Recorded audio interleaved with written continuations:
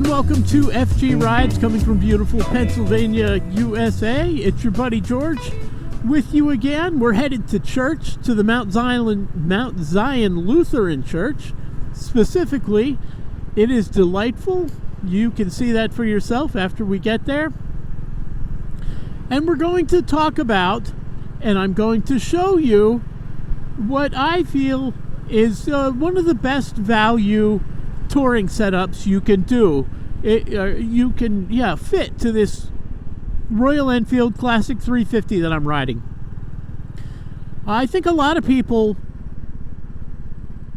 might think it's kind of counterintuitive that a 350cc single-cylinder motorcycle that makes 20 horsepower is a great touring bike. And I disagree. Unless you want to park your butt on the interstate and see the world that way. If you don't, if you like roads like these, or even maybe more major roads, but not necessarily, 75 mile per hour speed limit, limited access highways, this motorcycle is fantastic for touring. It is comfortable.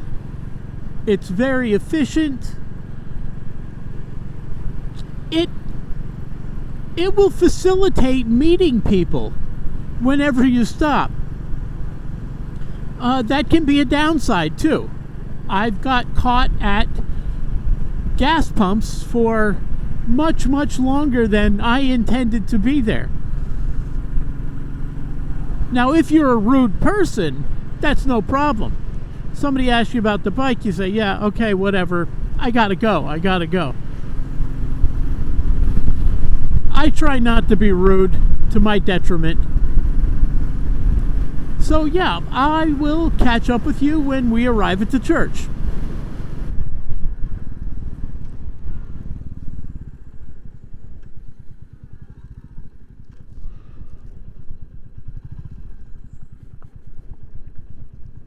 Mount Zion Evangelical Lutheran Church.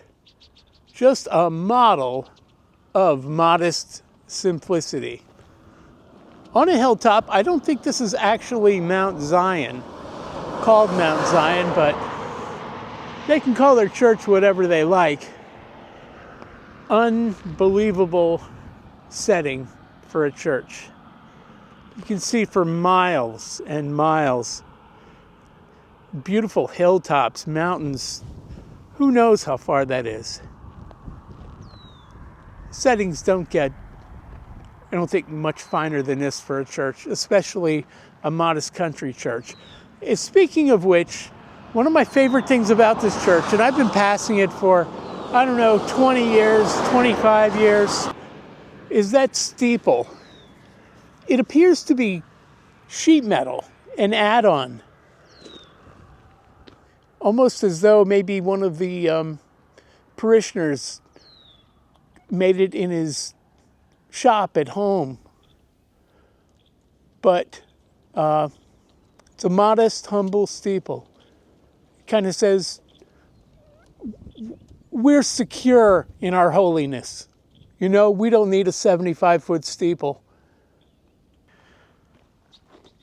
And then we have the Royal Enfield Classic 350.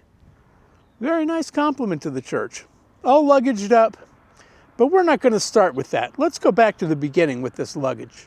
One of the first things I thought about when I bought this bike was, how am I going to carry stuff? And one of the first things I bought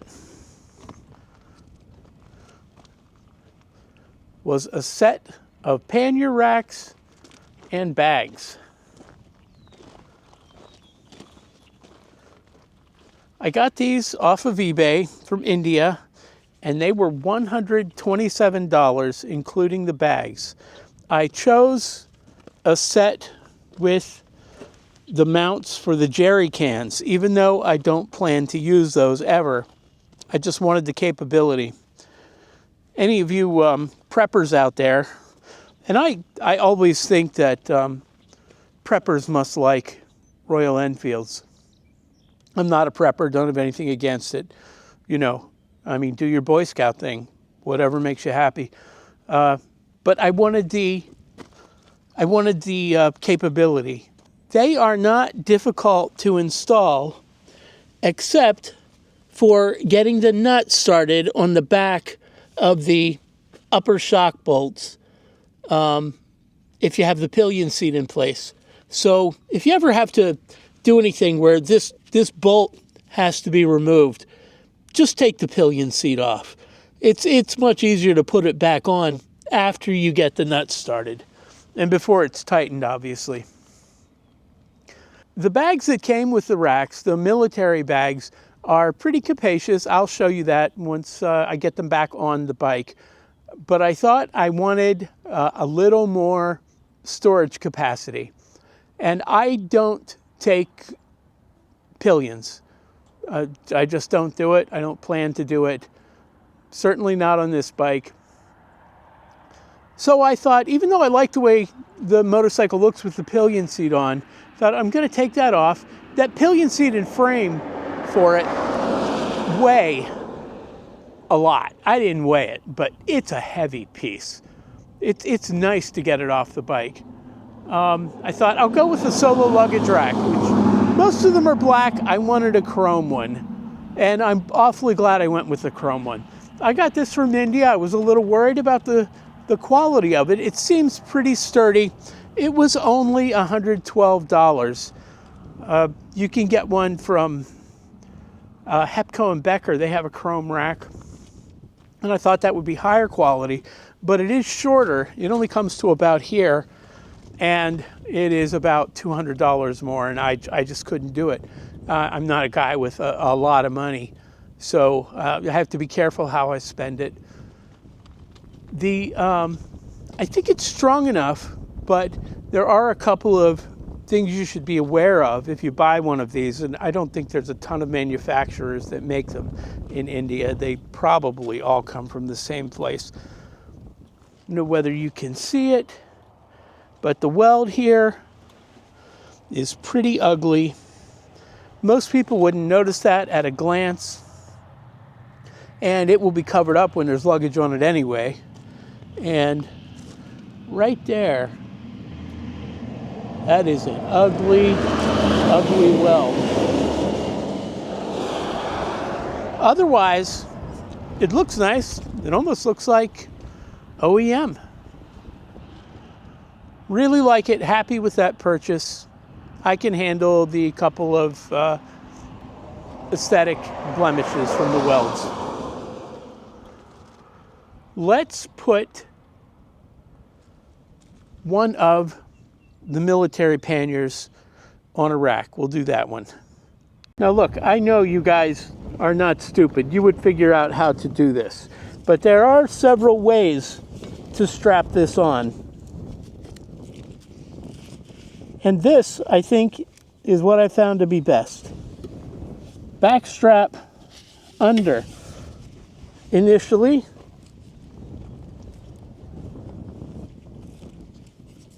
Coming just above where you'd mount the jerry can.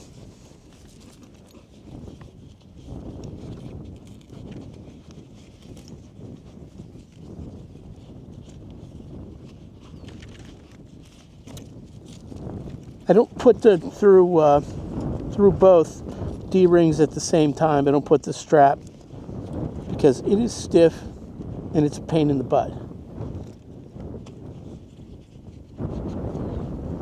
Back through. Under again. And you want to get as much up through the D-rings before you start pulling it tight, because they kind of lock up while you're tightening them. Like that. Just like that.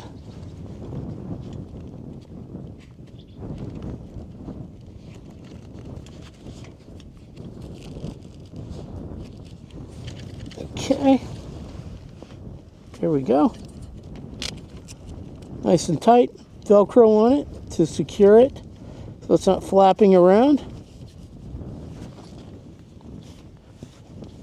Then on the side, Go in the back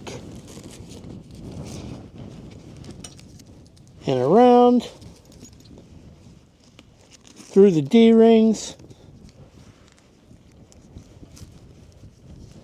These, the ones on the side, the straps, are pretty easy to secure, but they are a pain to get back off because the Velcro doesn't want to let go when you're trying to push it through the D-ring.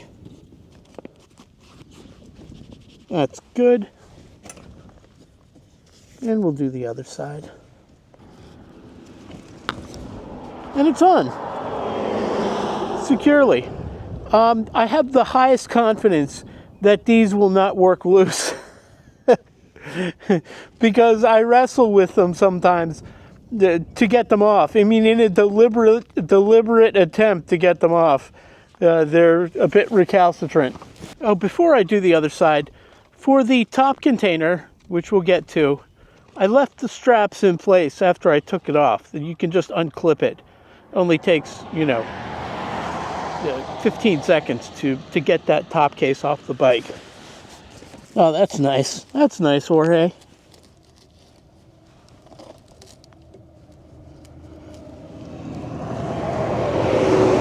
Good. Secure.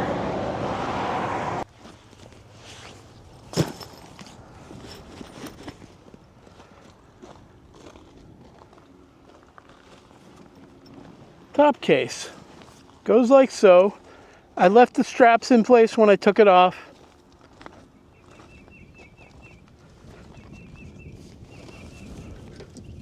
Easy, just loop around there. They have loops in them.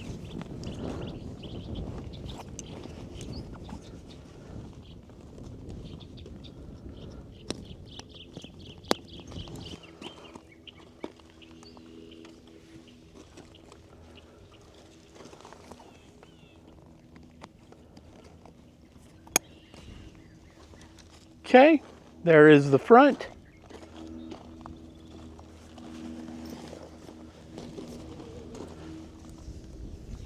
The back loops over and back under.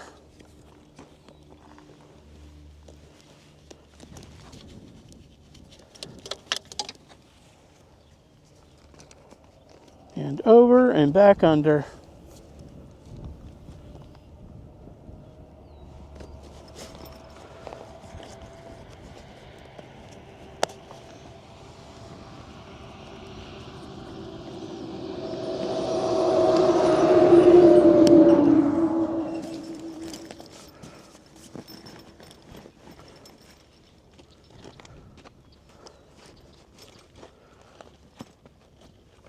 Good.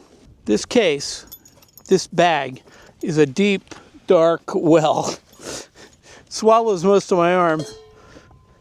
Here we have a decent sized water bottle. Look, it disappears in there. Can hold an incredible amount of stuff. And it has the roll top waterproof lining. So drop your stuff in there, roll it down, clip it. You should be good.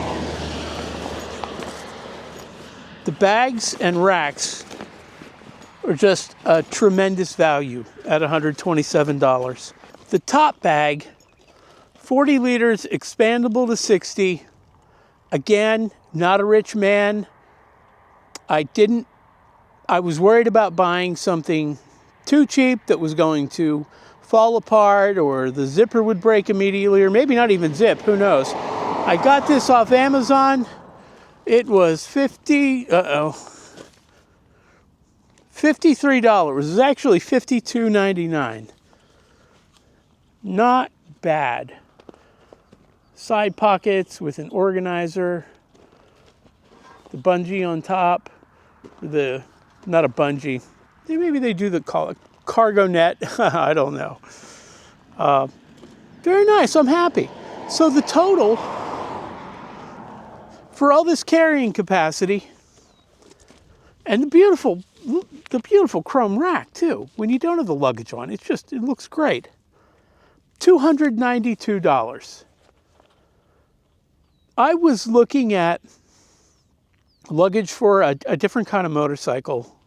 It was OEM luggage. The mounting kits for the panniers, the mounting kit for the panniers was, I think, around $300. This was several months ago. And then the panniers themselves were like $1,100. You'd have close to $1,500 into just a set of saddlebags for that bike. I don't understand how people do it. I really don't. I couldn't fathom spending that much. Not without much better disposable income than I have right now, anyway. Even then, there are better solutions. Oh, you know what? I have tank bag and pouch for it too. I'm not a fan of putting tank bags on these motorcycles because they're so beautiful. But when I bought it, right after I bought it, I did splurge and buy a Trip Machine tank bag and a pouch. If you did that, just those two items, you would nearly double the cost of your luggage. I'm not sorry I bought them. It's just one of the very few tank bags I feel is okay to put on. You don't have ugly flaps and straps going down the side. It looks vintage, the right color. But yeah, that definitely was a luxury item. All right, let me know what you think. Thank you for watching. Maybe someday, if you come to the Mount Zion Evangelical Lutheran Church, I'll be here and say hello to you. Bye-bye.